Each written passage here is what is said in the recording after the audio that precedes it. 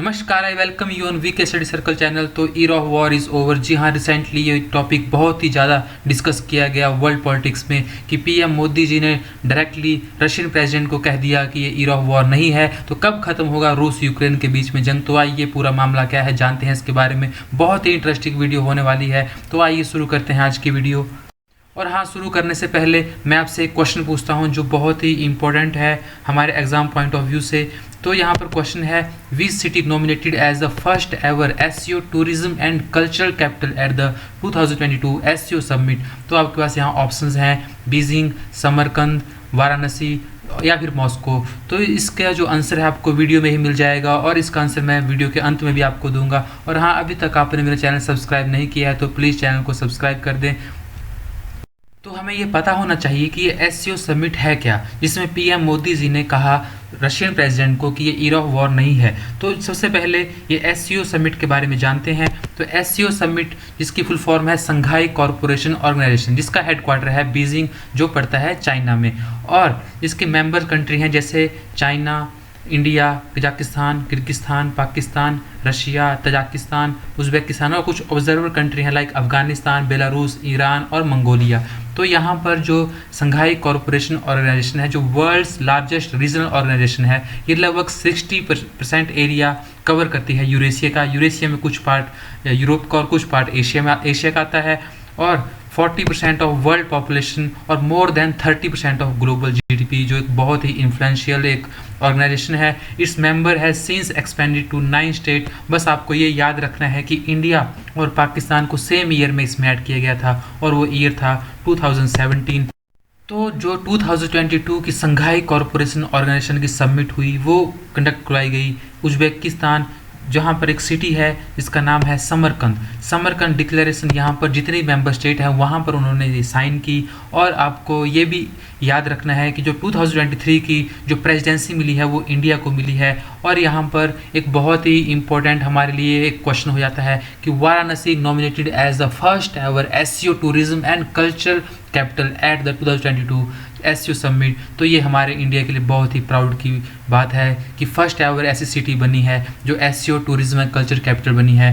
तो आइए वापस आते हैं अपने मेन टॉपिक पर कि पीएम मोदी जी ने रशिया के प्रेसिडेंट को कहाँ पर कहा कि today is not the year of war. तो प्राइम मिनिस्टर नरेंद्र मोदी जी जब एससीओ समिट के लिए उज़्बेकिस्तान गए थे तो वहाँ पर बाकी मेंबर कंट्री भी वहाँ पर आई हुई थी। तो इसके साथ ही उन्होंने बायलैटरल टॉक्स भी की। तो जो प्रधानमंत्री नरेंद्र मोदी जी हैं उन्होंने रशिया के प्रेसिडेंट पुतिन के साथ एक बायलैटरल टॉक की और वहाँ पर उन्होंने कहा कि today's era is not of war and I have spoken to you about it on the call.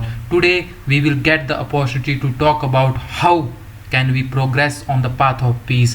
India Russia has stayed together with each other for several decades. तो पीएम मोदी जी ने जो रशिया के प्रेसिडेंट है उनको ये कहा। इसमें उन्होंने कहा कि ये जो इरा है ये वॉर का नहीं है और हम एक शांति की तरफ एक शांति का पाथ अपनाते हैं क्योंकि भारत भी एक शांति प्रिय देश है। और रशिया और इंडिया का जो रिश्ता रहा है बहुत ही डिकेड पुराना, बहुत दशकों पुराना रहा है। जब भी 1971 की हमारी वॉर हुई थी पाकिस्तान के साथ और बांग्लादेश मिलकर आया था तो सिर्फ जो रशिया था उसने हमारा साथ दिया था। तो अभी भी इंडियन पब्लिक की ये सेंटिमेंट्स हैं कि हम रशिया के अगेंस्ट नहीं जा सकते। हम रशिया को इस वॉर में सपोर्ट नहीं कर रहे हैं पर हाँ, उसके अगेंस्ट भी हम नहीं हैं। हमने न्यूट्रल स्टांस जो अपनाया हुआ है।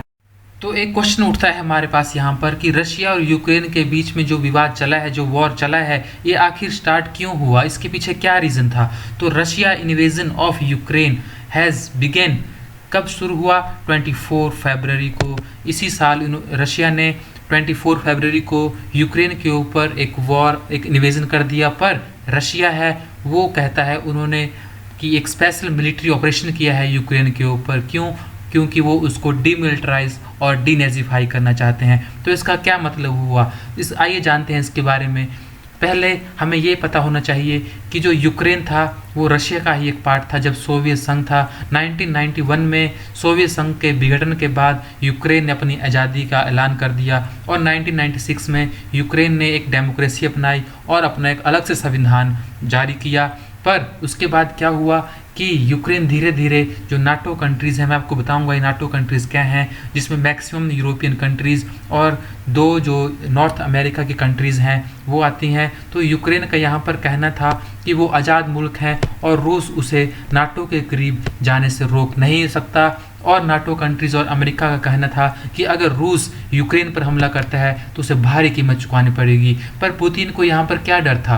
पुतिन क्यों नहीं चाहते थे कि यूक्रेन नाटो में ज्वाइन हो? तो पुतिन को सबसे बड़ा खतरा यह लग रहा था कि यूक्रेन के नाटो में शामिल होने के बाद अमेरिका और नाटो की सेनाएं किसी भी दिन रूस के सरहद पर खड़ी नज़र आएंगी। तो मैं पूरा मामला आपको ये समझाता हूँ अगली कुछ स्लाइड्स में कि ये नाटो कंट्रीज़ क्या हैं और पुतिन को क्यों ये डर सता रहा था और उन्होंने इसी कारण यूक्रेन पर इन्वेजन कर दिया। सबसे पहले आप ये जान लो कि ये नाटो है क्या। तो the North Atlantic Treaty Organization, जिसको हम इन शॉर्ट नाटो कहते हैं, is also called North Atlantic Alliance, is an intergovernmental military alliance between 30 members. तो आपको ये याद रखना है कि नाटो में कितने मेंबर्स हैं। नाटो में टोटल 30 मेंबर्स हैं, जिसमें 28 यूरोपियन कंट्रीज़ और 2 नॉर्थ अमेरिकन कंट्रीज़ हैं, जिसमें मेनली कनाडा और यूनाइटेड स्टेट्स ऑफ अमेरिका आते हैं। और यहाँ पर रही जो जितनी भी यूरोपियन कंट्री हैं 28 कंट्री।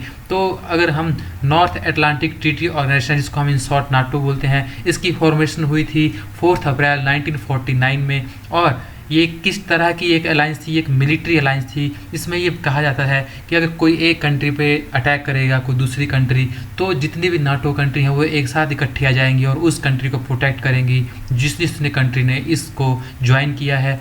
और इसका हेड क्वार्टर है, ये है ब्रुसेल, बेल्जियम में जो पड़ता है। मेंबरशिप कंट्री आपको मैंने अभी बताई 30 स्टेट्स, और जो ऑफिशियल लैंग्वेज है वो है इंग्लिश एंड फ्रेंच। तो आइए जानते हैं कि रूस इतना मजबूर क्यों हो गया कि उसे यूक्रेन पर ये इन्वेजन, ये मिलिट्री ऑपरेशन करना पड़ा। तो यहाँ पर एक रीज़न ये भी है कि जो नाटो कंट्रीज़ थी जो 1949 में ट्रीटी के अंडर आई थी, तो वो धीरे धीरे अपनी ईस्ट वार्ड एक्सपेंड करने लगी, जिसमें जो मेनली ये कंट्रीज़ थी जो जिनका बॉर्डर रशिया से ज्वाइन करता था। तो यहाँ पर आप देख सकते हैं ज्वाइन नाटो बिफोर 1997, जितनी भी ये इस कलर की जो कंट्रीज़ हैं ये 1997 में इन्होंने ज्वाइन कर लिया था। और जितनी भी जो यहाँ पर येलो में कंट्रीज़ दिखाई दे रही हैं इन्होंने 1997 के बाद ज्वाइन किया। तो यहाँ पर आप देख सकते हैं जो नाटो कंट्रीज़ थी ये एक्सपैंड करती करती जो रशिया के बॉर्डर तक आकर पहुँच गई। अभी नाटो कंट्रीज़ चाहती हैं जो बीच में जो बफर स्टेट हैं, जैसे यूक्रेन, जैसे यहाँ पर मोल्डोवा, यहाँ पर छोटी सी कंट्री है बेलारूस, इन सब कंट्रीज़ को भी नाटो अपने साथ मिलाना चाहता है। तो रशिया को ये डर है कि अगर ये कंट्रीज़ भी नाटो में ज्वाइन हो जाती हैं तो यहाँ पर जो नाटो की मिलिट्री है वो रशिया के बॉर्डर तक यहाँ पर पहुँच जाएगी। पर यहाँ जो बेलारूस कंट्री है ये प्रो रशिया कंट्री है, ये कभी भी नाटो को ज्वाइन नहीं करेगी। पर जो यहाँ पर यूक्रेन है ये चाहता है नाटो को ज्वाइन करना। तो रशिया को इसी बात से प्रॉब्लम है और ये मना कर रहा है यूक्रेन को कि आप नाटो को ज्वाइन मत करिए और बीच में एक बफर स्टेट बने रहिए। पर यूक्रेन चाहता है कि वो नाटो को ज्वाइन करे। तो इसी विवाद के चलते रशिया ने एक मिलिट्री इन्वेजन किया यूक्रेन के ऊपर।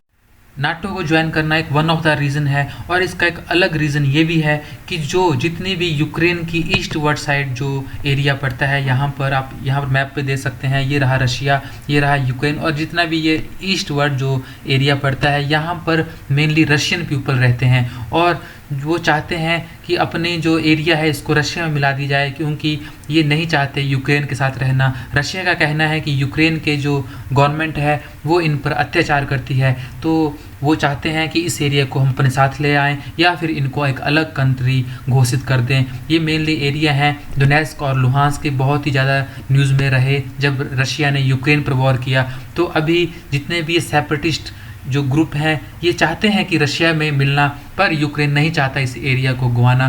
तो ये भी एक वजह है। और 2014 में आपको मैं एक बात बता दूं कि जितना भी ये एरिया है, ये नीचे यहाँ पर ब्लैक सी है, इसके बीच में एक आइसलैंड जैसा पड़ता है जिसको क्रीमिया कहते हैं, ये भी यूक्रेन का पार्ट हुआ करता था। पर 2014 में रशिया ने इसको अपने अंडर ले लिया। तो यहाँ पर मैंने आपको एक ब्रीफ आइडिया दिया कि रूस ने यूक्रेन पर क्यों इन्वेजन किया। तो अगर हम मेन टॉपिक पर चलें कि पीएम मोदी जी ने जब कहा रशियन प्रेसिडेंट को कि this is not the era of war, तो इसमें वर्ल्ड पॉलिटिक्स में, वर्ल्ड लीडर्स में क्या प्रतिक्रिया दी। तो जो फ्रांस के प्रेसिडेंट हैं इमैनुअल मैक्रोन, उन्होंने 77 session of United Nation General Assembly में कहा कि Narendra Modi was right when he said the time is not for war, it is not for revenge against the West और for opposing the West against the East. तो उन्होंने एक बहुत ही यहाँ महत्वपूर्ण बात कही कि जो मोदी जी ने कहा कि ये कोई टाइम नहीं है वॉर का, क्योंकि हमें चाहिए कि वर्ल्ड में पीस बना रहे, क्योंकि वर्ल्ड में बहुत ज़्यादा भूखमरी, बहुत ज़्यादा ऐसी प्रॉब्लम्स हैं जो हमें फेस करनी है, जो और हमें फेस करनी पड़ रही है। तो हमें मेनली उन पर ध्यान देना चाहिए, ना कि वॉर करना चाहिए, क्योंकि वॉर वॉर से केवल डिस्ट्रक्शन होती है और बहुत सारे लोग, बहुत सारा नुकसान होता है कंट्रीज़ का। और अगर हम बात करें अमेरिका की, तो यूएस ने भी वेलकम किया जो मोदी जी ने एससीओ समिट में पुतिन को कहा कि this is not an era of war. तो मेनली सब यही चाह रहे हैं, सब कंट्रीज चाह रही हैं कि रशिया और यूक्रेन के बीच में जो वॉर है वो ख़त्म हो जाए और वो पीस की तरफ।